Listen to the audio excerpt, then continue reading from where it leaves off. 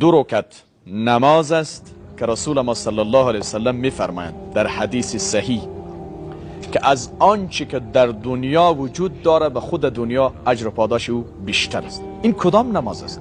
میدانید ما و شما در یک شبانه روز اهل سنت و جماعت وقتی که نمازهای فرضمون را میخونیم در کنار او نماز سنت هم میخوانیم. مثلا نماز صبح میخوانیم 2 رکعت سنت میخوانیم، همراهش 2 رکعت فرض 2 رکعت سنت. نماز ظهر یا پیشین میخوانیم 4 رکعت فرض میخوانیم 6 رکعت سنت میخوانیم.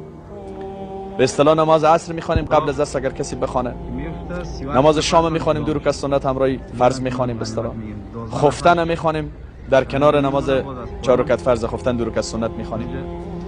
ولی این 2 رکعت خیلی مهمه. یعنی اتفاق 4 مذهب، اتفاق حنیفی ها، شافعی ها، مالکی ها، حنبلی ها، همه به اتفاق نظر دارن که این 2 رکعت نماز سنت صبح